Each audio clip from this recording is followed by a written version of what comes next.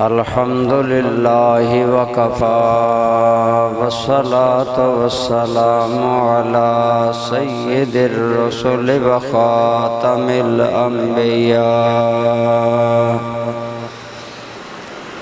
سيدنا ومولانا وملجأنا ومأوانا محمد المصطفى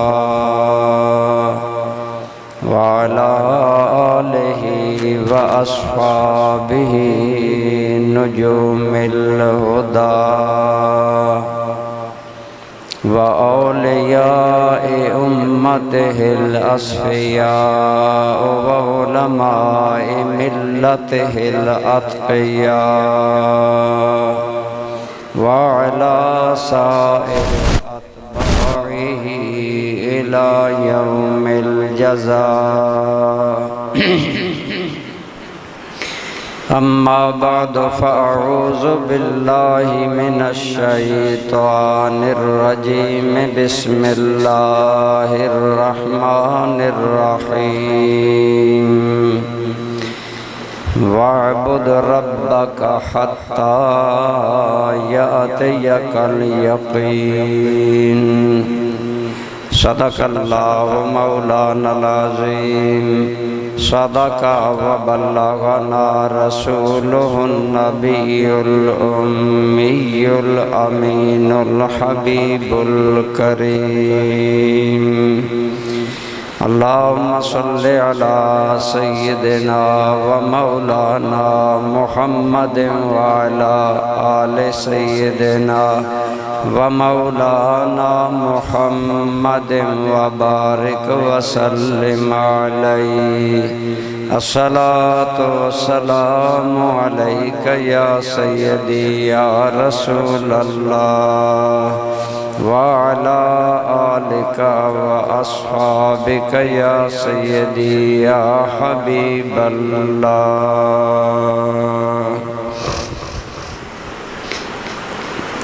بے حد حمد و ثنا اللہ کریم کی ذات پاک کے لیے، بے حد و بے حساب درود و سلام حضور آقا نامدار مدنی تاجدار صلی اللہ تعالی علیہ وسلم کی ذات پاک اور آپ کے آل و اصحاب پر۔ اس کے بعد برادران اسلام، الحمدللہ ماہ رمضان المبارک ہم نے گزارا۔ رمضان المبارک اگر غور سے گزارا جائے اور توجہ سے گزارا جائے تو رمضان المبارک کے اندر انسان کے اندر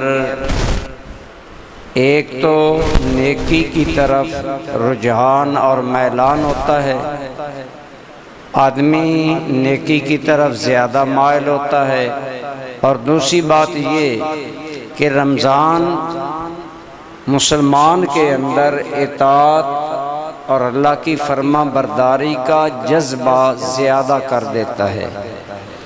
رمضان بندہ مومن کے اندر نیکی کرنے کا جذبہ زیادہ کر دیتا ہے۔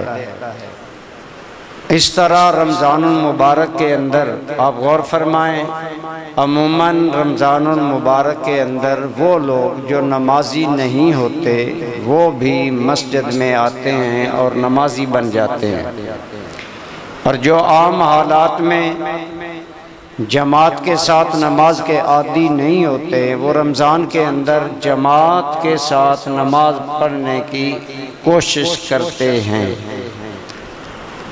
تو اس طرح رمضان کے ذریعے بندے کو نیکی کی طرف زیادہ رجحان اور میلان اور توجہ نصیب ہوتی ہے۔ اسی طرح الحمدللہ پورا مہینہ عشاء کی نماز کے بعد، عشاء کی عموماً رکعت نوافل سمیت 17 ہے۔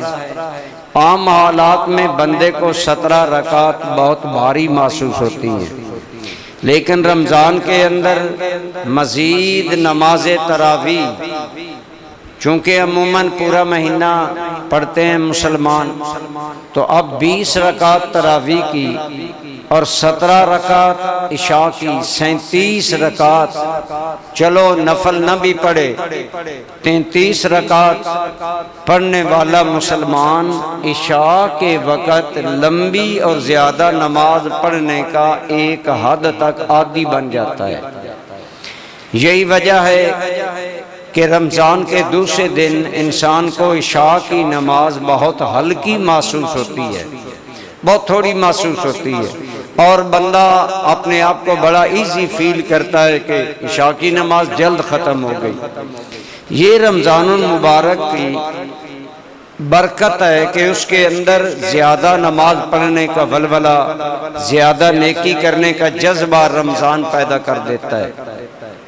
عام حالات میں سحری کے وقت بیدار ہو کر تہجد ادا کرنا آدمی کے لیے مشکل ہوتا ہے، لیکن سحری کھانے کے بہانے ایک مہینہ انسان کا سحری کو جاگنا معمول بن جاتا ہے، کھانا کھاتا ہے، اس طرح اسے سحری کے وقت جاگنے کی رمضان عادت عطا فرما دیتا ہے۔ اور عموماً آپ نے تجربہ کیا ہوگا کہ عید کے دن آٹومیٹکلی مرد عورتوں کو سحری کے وقت جاگ آ جاتی ہے، بیداری ہو جاتی ہے۔ یہ وہ رمضان کریم کی برکتیں ہیں جو رمضان المبارک ایک مومن اور بندہ مومن اور بندی مومنہ کو عطا کر دیتا ہے۔ اسی طرح اگر آپ غور فرمائیں تو رمضان المبارک کے اندر روزہ رکھنے کی وجہ سے عموماً عادت نہ کھانے، نہ پینے اور شہوت کے قریب نہ جانے کی بن جاتی ہے، اور رمضان کے بعد دن کے وقت آدمی کھانے لگے، پینے لگے، ایک عجیب بات محسوس ہوتی ہے اور بندہ جھجکتا ہے کہ میرا روزہ ہوگا۔ عام حالات میں اگر توجہ نہ ہو بندہ سمجھتا ہے میرا روزہ ہے، لہذا وہ کھاتا پیتا نہیں۔ تو اس طرح رمضان المبارک کے صدقے ہمارا نیکی کا ماحول بڑھتا ہے، نیکی کرنے کی قوت بڑھتی ہے، نیکی کی طرف میلان بڑھتا ہے، اور ہمیں اللہ کی یاد زیادہ نصیب ہوتی ہے۔ روزے کی حالت میں بندہ اللہ کو یاد رکھتا ہے عملی طور پر، پریکٹیکلی۔ بندہ نہیں کوئی چیز کھاتا پیتا کہ اللہ تعالیٰ میرے کھانے پینے کو جانتا ہے، یوں بندے کو اللہ کی یاد زیادہ نصیب ہوتی ہے۔ تو برادران اسلام، رمضان کا اصل مقصد ہی یہی ہے کہ سال کے بعد ایک بندہ مومن کو خواہشات پر کنٹرول کرنے، اپنی چاہتوں پر کنٹرول کرنے، اپنی مرضی پر کنٹرول کر کے مرضی کو اللہ کی مرضی میں ڈالنا، یہ روزہ، یہ رمضان بندہ مومن کے اندر چیز پیدا کر دیتا ہے۔ تو اس طرح تقریباً اکثر اہل ایمان جن کو آخرت کی طرف توجہ ہوتی ہے، اللہ کا خوف ہوتا ہے، نبی رحمت صلی اللہ علیہ وسلم کا حیا ہوتا ہے، اس انسان کو یوں اللہ تعالیٰ کی نیکی کی طرف زیادہ رجحان، زیادہ میلان اور زیادہ نیکی کرنے کا جذبہ بندے کے دل کے اندر پیدا ہو جاتا ہے۔ تو اب ہمارا فرض ہے کہ رمضان نے ہمیں جو ایک عادت عطا کی، مثلا روزے کے ذریعے ہر وقت اللہ کو یاد رکھنے کی رمضان نے ہمیں عادت عطا کر دی، ہر وقت ہمارے دل میں اللہ کی یاد رہتی ہے۔ روزے دار عملاً اللہ کو یاد رکھتا ہے اور بالکل کوئی چیز دن کے وقت کھاتا پیتا نہیں۔ یوں رمضان نے بندے کو اللہ کی ہمہ وقتی یاد عطا کر دی۔ رمضان نے نماز تراویح کے ذریعے ہمیں اللہ کی بندگی کا زیادہ عادی بنا دیا، ایک ذوق اور ایک ماحول عطا کر دیا کہ ہم رمضان کے اندر زیادہ عبادت کے عادی بن گئے۔ اسی طرح سحری کے وقت سحری کی جاگنے کی وجہ سے ہمارے لیے رات کے پچھلے حصے میں جاگنا آسان ہو گیا، گویا ایک ماہ تک اللہ تعالیٰ نے ہمیں ٹریننگ دے کر ہمیں سحری کے وقت جاگنے کے قریب پہنچا دیا، ایک عادت ہو گئی۔ اور برادران اسلام، رات کے پچھلے حصے میں جاگنا اور 2 رکعت نفل اللہ تعالیٰ کی بارگاہ میں ادا کرنا، یہ بہت بڑا ثواب ہے۔ ایک حدیث پاک کے مطابق رات کے آخری حصے میں 2 رکعت نماز ادا کرنا یہ دنیا وما فیہا کی نعمتوں سے بہتر ہے۔ تو یہ ماحول جو رمضان نے ہمیں دیا، ہم مسلمان عموماً یکسر اس کو بھول جاتے ہیں۔ عید کے دن ہی ہم ادھر شیطان آزاد ہوا، ادھر ہم اپنی عادات بدل دیتے ہیں۔ جو جماعت کے ساتھ نماز میں شامل ہونے کی عادت تھی وہ ترک ہو جاتی ہے۔ عموماً عید الفطر کے دن ظہر کی نماز جماعت سے نصیب نہیں ہوتی، وہ نظام سارا ڈسٹرب ہو گیا۔ جو ایک ماہ تک ماحول کمایا وہ ہم اس کو ختم کر دیتے ہیں۔ لیکن نہیں برادران اسلام، ہمیں چاہیے جو نیکی کا ماحول اختیار کیا ہے اس کو قائم رکھیں، اس کو آگے جاری و ساری رکھیں۔ آپ کے اور میرے کریم آقا آپ صلی اللہ علیہ وسلم کی بارگاہ میں عرض کیا گیا، یا رسول اللہ ای الاعمال احب الی اللہ، اللہ کی بارگاہ میں سب سے زیادہ پسندیدہ عمل کون سا ہے؟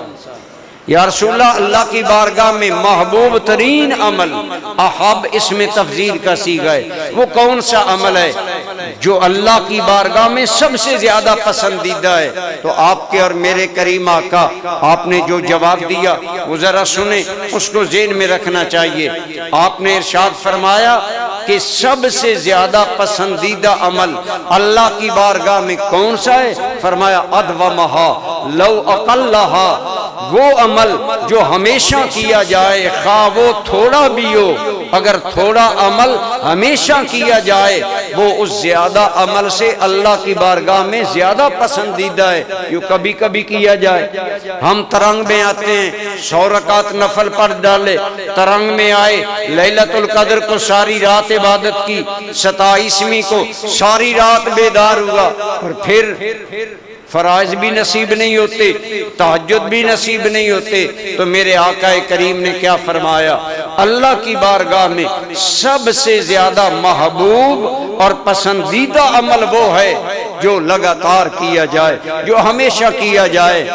علماء نے فرمایا 2 رکعت نوافل اگر روزانہ پڑھے جائیں وہ اس 100 رکعت نوافل پڑھنے سے بہتر ہے جو کبھی کبھی 100 پڑھا جائے، 50 پڑھا جائے اور عبادت کی جائے۔ تو بہرحال معلوم ہوا کہ اللہ کی بارگاہ میں وہ عمل زیادہ پسندیدہ اور زیادہ محبوب ہے جو لگاتار کیا جائے اور اس میں دوام اختیار کیا جائے۔ اسی دوام کو باقی رکھنے کا ایک اشارہ ہمیں دیا گیا۔ ہم نے پورا مہینہ رمضان مبارک کے روزے رکھے۔ میرے اور آپ کے کریم آقا آپ کا ارشاد گرامی ہے کہ جس نے رمضان المبارک کے بعد 6 روزے شوال کے رکھے کأنما سامت دہرا، گویا اس نے سارا سال روزے رکھے۔ رمضان المبارک میں روزہ رکھنا ایک ہماری عادت بن جاتی ہے، ماحول بن جاتا ہے۔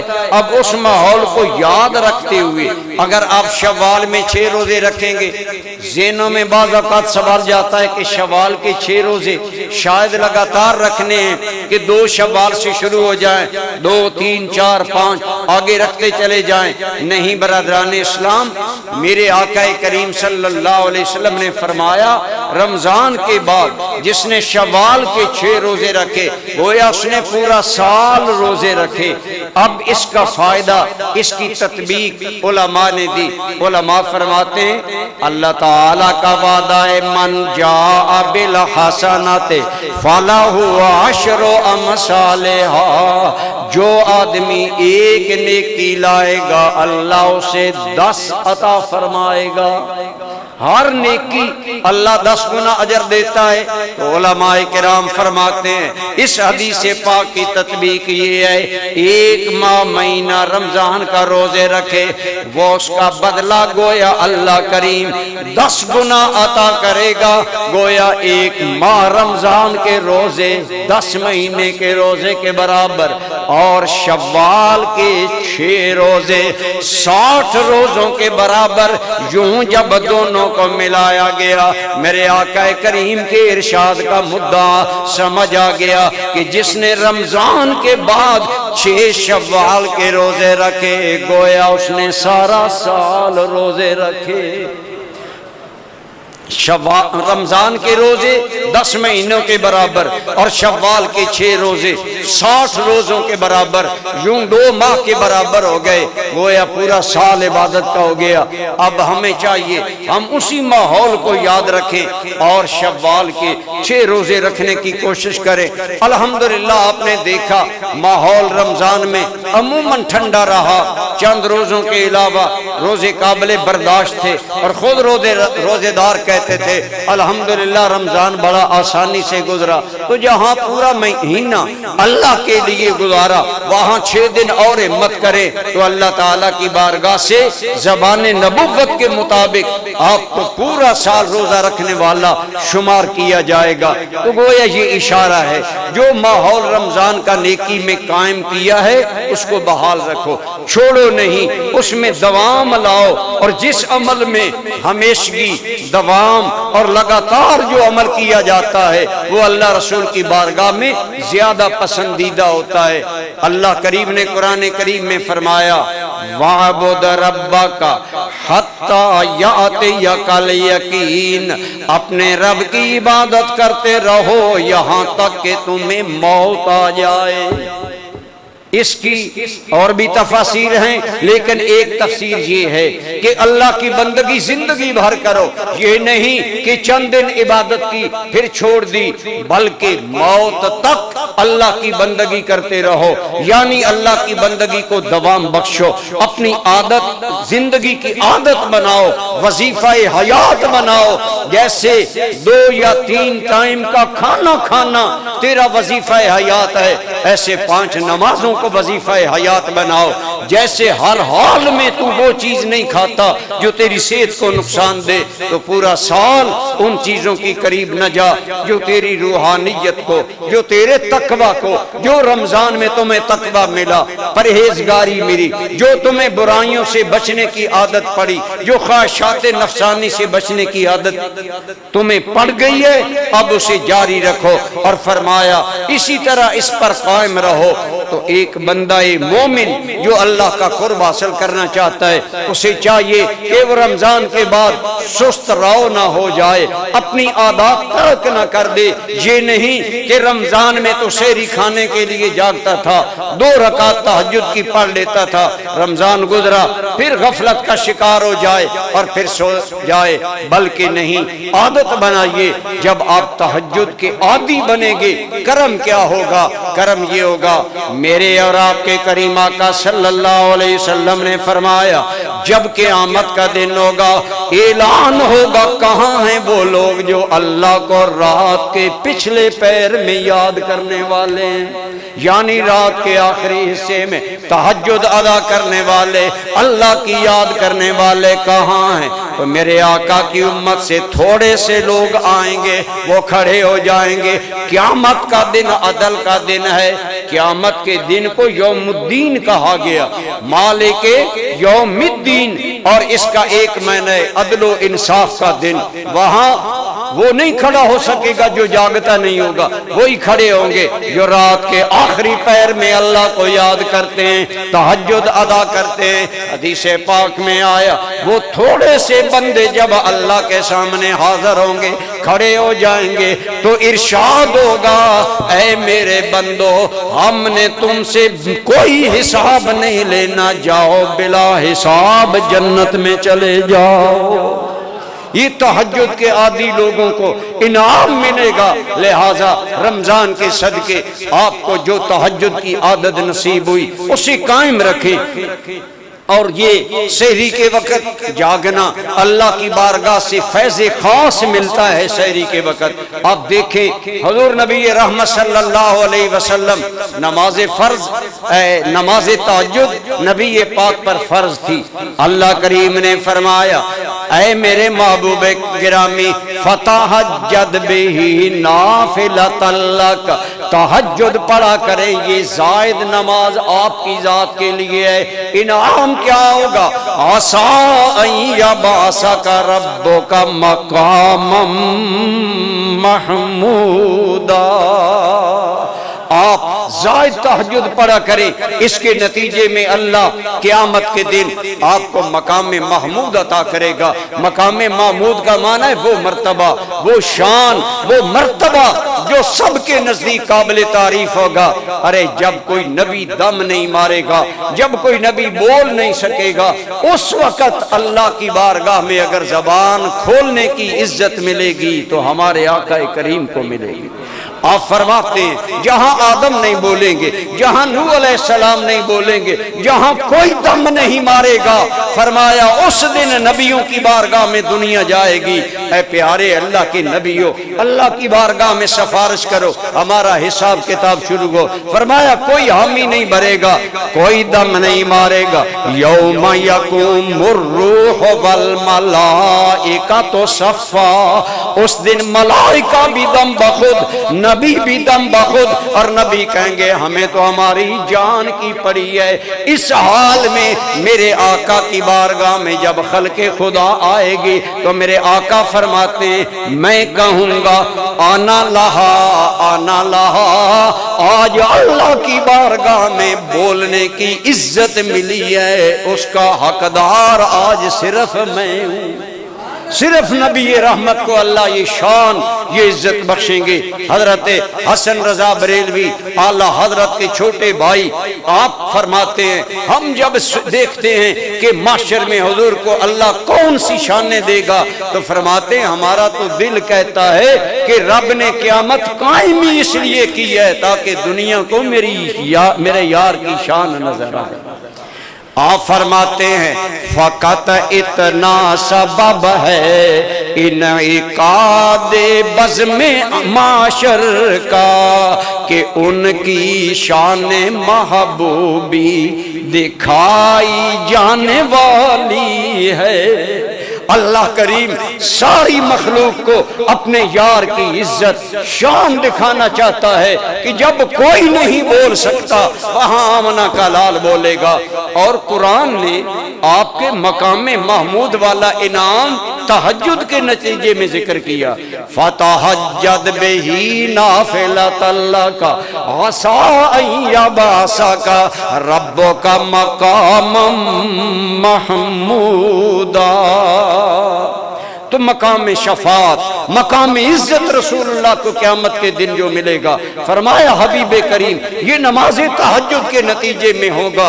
حضور تو محبوب ہیں، محبوب کو مقام محبوبیت ملے گا، لیکن یا علماء نے ایک نقطہ بیان فرمایا کہ مقام محمود کا انعام تہجد کے نتیجے میں رسول اللہ کے لیے ذکر کرنے کا مطلب یہ ہے کہ جو حضور کا امتی تہجد پڑھے گا اور تہجد کے لیے کاوش کوشش کرے گا، اللہ کریم نہ صرف اس انسان کی بخشش کرے گا بلکہ حضور کی امت کے ان عزت والے لوگوں میں شامل کر دے گا جو بہت سے لوگوں کی شفاعت کر کے جنت ساتھ لے جائیں گے۔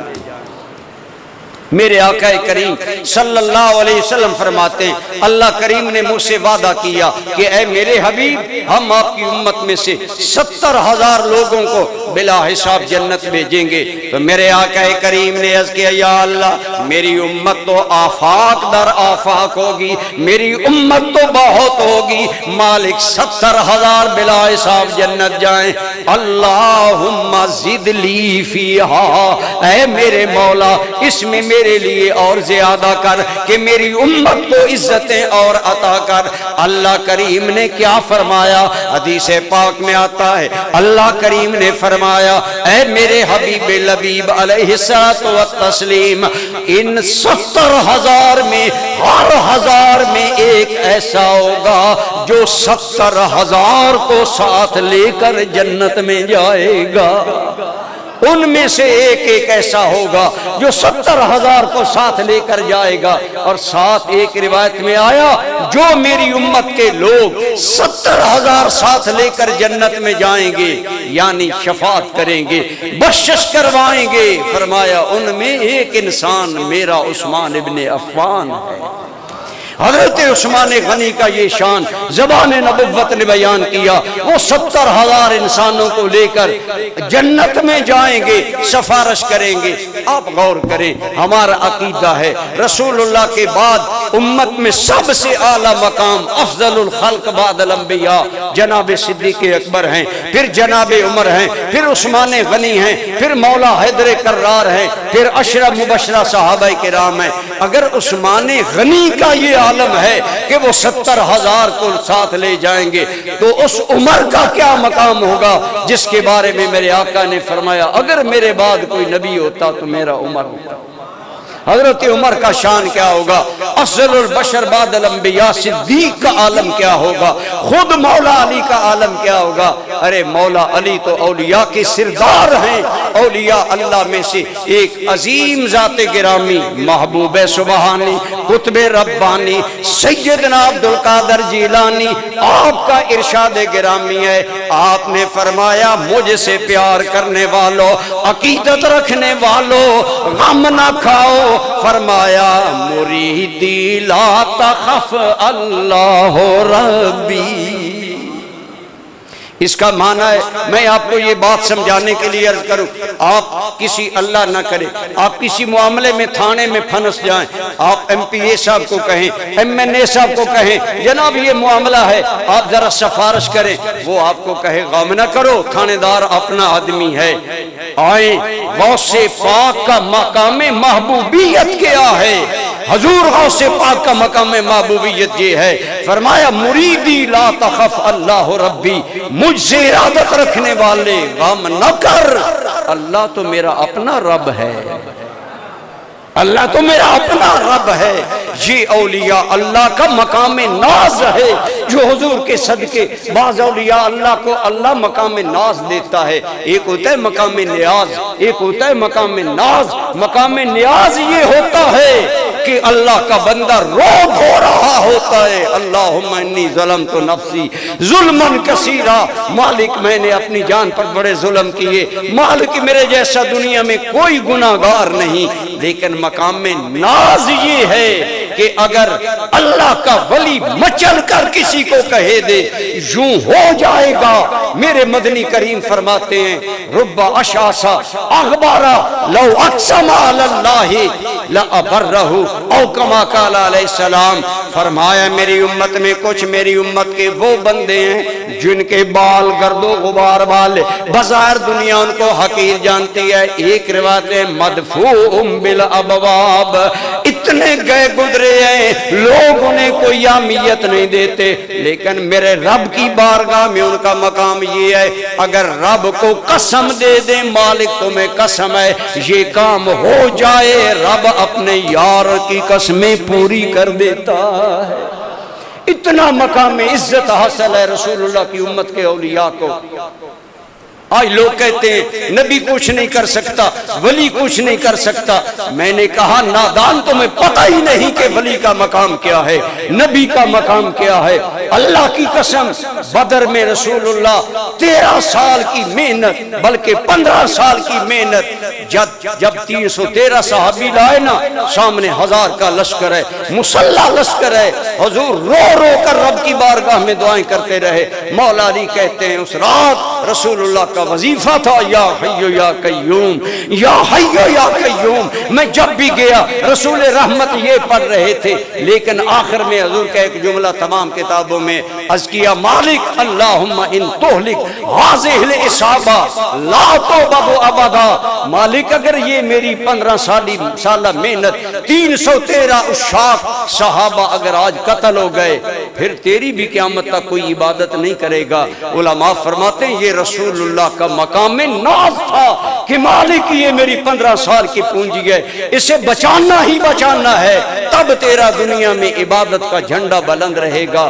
اسی طرح حضور کی امت کے بعض ولی ہیں جو اللہ سے جو کہہ دیتے ہیں اللہ کریم پورا کر دیتا ہے۔ میں نے کئی مرتبہ آپ کو بتایا، حضرت غوث پاک گلی میں جا رہے تھے، آگے سے بادشاہ کے کارندے خچروں پر بادشاہ کا شراب لاد کر آ رہے تھے۔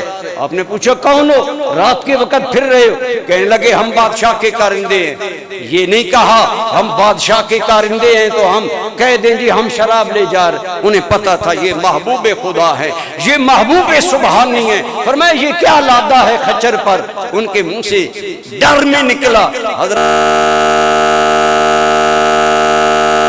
یہ ہم بادشاہ کے لیے سرکہ لے جا رہے ہیں۔ حضرت غوث پاک مسکرائے تو فرمایا جاؤ اس کے لیے سرکہ لے جاؤ۔ جب بادشاہ کے پاس گئے، بادشاہ نے کہا جلدی جام بھر کر دو، میں نشے سے ٹوٹا ہوا ہوں۔ جب پیا تو کہنے لگا تمہارا ناس ہو، جس بھٹی پر تمہیں بھیجا تھا کہ شراب لاؤ اس بھٹی کا شراب تو نہیں۔ فرمایا اگر جان کی معافی ہو تو سچی بات کریں، ہم آپ کے لیے اسی بھٹی سے آپ کے لیے شراب لائے، لیکن راستے میں عبدالقادر جیلانی مل گئے، ہم ڈر گئے اگر کہا شراب لے جا رہے ہیں تو بھی نہ مارا جائے ہم بھی نہ مارے جائیں۔ بادشاہ بے چین ہو کر کہنے لگا ماذا قال عبدالقادر حین اذن، اس وقت عبدالقادر نے کیا کہا تھا؟ انہوں نے کہا ہم نے جھوٹ بولا، ہم بادشاہ کے لیے سرکہ لے جا رہے ہیں۔ آپ نے فرمایا ٹھیک ہے سرکہ لے جاؤ۔ بادشاہ کہنے لگا مجھے یقین آ گیا تم اللہ شراب رہے تھے، عبدالقادر جیلانی کی زبان محبوب خدا کی زبان ہے، اس سے سرکہ نکل گیا، اللہ نے شراب کو سرکے میں بدل ڈالا ہے۔ اللہ کے بعض وہ ولی ہیں جن کے منہ سے جو بات نکل جاتی ہے اللہ پوری کر دیتا ہے۔ آج اگر ہم کہتے ہیں کہ جی فلاں ولی کے منہ سے یہ بات لگی، لوگ کہتے ہیں جی یہ کیا ہے؟ میں مسجد میں بیٹھ کر آپ کو بتاتا ہوں، ہمارے بھیر شریف کے فاضل ساتھی ہیں مولانا حافظ شیر محمد صاحب، وہ وادی سون کے، وہ سادے سے مجھے انہوں نے خود بتایا کہ میں حضور ضیاء الامت کی بارگاہ میں گیا، پوچھا شادی ہوئی ہے؟ یہ حضور ہوئی ہے۔ فرمایا کوئی اولاد؟ کہنے لگا جی اولاد نہیں ہے۔ آپ نے فرمایا اللہ تعالیٰ تمہیں اولاد عطا فرمائے۔ کہتا ہے بیٹا ہوا۔ میں گیا، میں ملا، میں نے کہا حضور اللہ نے بیٹا دیا ہے، اس کا نام رکھیں۔ تو اللہ کی قسم حافظ شیر محمد صاحب نے خود مجھے بتایا، کہنے لگا حضور ضیاء الامت نے فرمایا ایک بچے کا نام رکھیں یا دو کا رکھیں؟ یہ سادہ سادہ کہنے لگا جی ایک بیٹا ہے ابھی۔ استادوں نے کہا نالائق کہو دونوں کے نام رکھو۔ فرمایا حضور ضیاء الامت بولے اس بیٹے کا یہ نام ہے جو بعد میں ہوگا اس بیٹے کا یہ نام ہے۔ اللہ نے سال کے بعد دوسرا بیٹا دے دیا۔ یہ ہے وہ مقام محبوبیت۔ میں عرض کر رہا تھا قیامت کے دن رسول اللہ کی امت کے کتنے اولیاء اللہ، کتنے علماء اللہ کی قسم سینکڑوں کو لے کر جنت میں جائیں گے، لیکن یہ مقام کیوں ملے گا؟ اس وقت ملے گا جب تیری سحری کی آہیں بھرنا عادت ہوگا، جب تنہائی میں رونا اور اپنے آپ کو مٹانا اللہ کے سامنے تیری عادت بن جائے گا، جب سحری آئے تو تمہیں چین کی نیند نہ آئے، تیری سسکیاں، تیرے رونے مولا علی کی طرح سونے والوں کو جگا دیں، جب مالک کی بارگاہ میں تم اتنا جھکے گا پھر یہ مقام آئے گا کہ افلاک سے آتا ہے نالوں کا جواب آخر، ہوتا ہے کلام آخر، ملتا ہے جواب آخر۔ یہ ہے تہجد کی نماز کی فضیلت، جو ہمیں تہجد کا ماحول رمضان میں ملا اس کو جاری رکھیں، سحری کو جاگا کریں، جو رمضان کے ذریعے تقوی کا ماحول ملا اس کو قائم رکھیں، بھول نہ جائیں میں نے اپنے مالک کے لیے کبھی کبھی روزہ رکھنا ہے، شوال کے 6 روزے رکھیں، توفیق ہو تو ہر ماہ کے 3 روزے 13، 14، 15 رکھا کریں، توفیق ہو ویسے میلاد مناتے ہو جھنڈیاں منا کر، پٹاخے چھوڑ کر اصلی میلاد مناؤ، ہر پیر کو روزہ رکھو، میرے کملی والے چونکہ روزہ رکھا کرتے تھے، جمعرات کو روزہ رکھو، میرا آج نامہ عمل اللہ کی بارگاہ میں پیش ہوگا، ہر جمعرات کو ہمارا ہفتہ وار حساب پیش ہوتا ہے، جمعرات کی عادت بنائیں، پیر کی عادت بنائیں، اسی طرح شوال کے روزے رکھیں، جو تقوی ملا اس کو قابو رکھیں، انشاءاللہ بلندی و درجات ہوگی، اپنے رب کی بندگی پر لگے رہیں جو راستہ ملا۔ صحابہ صحابہ کرام کو کیوں مقام ملا؟ اس لیے صحابہ کرام نے دریا کے کنارے پر کھڑا ہو کر کہا تھا او دریا ہم اپنے باپ کے لیے نہیں پار جانا چاہتے، ہم رب ذوالجلال کے نام کے لیے پار جانا چاہتے ہیں، ہمیں دو رستہ۔ سعد ابن ابی وقاص نے یہ کہہ کر گھوڑا دریا میں ڈال دیا، دریا کا پانی گھوڑے کے سموں تک آیا۔ ایرانی مدائن میں دیکھ رہے تھے، خوش تھے، دریا کیسے پار کریں گے، ہم نے کشتیاں وہاں سے ادھر ادھر کر دی۔ انہوں نے جب دیکھا کہ دریا نے بھی محمد عربی کے صحابہ کو راستہ دے دیا تو بولے لوگو نکلو مدائن سے، دیو آمدن دیو آمدن۔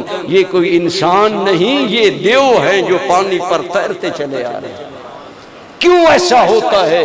جب بندہ اللہ کا بن جاتا ہے۔ یہ صحابہ ایک دن نیکی کرتے تھے، بھول جاتے تھے ہماری طرح۔ رمضان آیا، مسلمان نمازی بن گیا، ادھر رمضان گیا، مسجد سے مسلمان گیا، وہ شرم، وہ تقوی، وہ حیا، وہ خوف خدا ختم ہو گیا۔ عید کے دن نہیں، جو بدماشی، جو بے غیرتی نظر آئی کر ڈالی، یہ رمضان نہیں۔ اللہ کے بندوں کا معاملہ کیا؟ حضرت عبداللہ ابن عمر آ رہے تھے نبی رحمت کی بارگاہ میں، جبریل آ گئے، یا رسول اللہ یہ عبداللہ بن عمر آ رہا ہے۔ فرمایا تم اسے جانتے ہو؟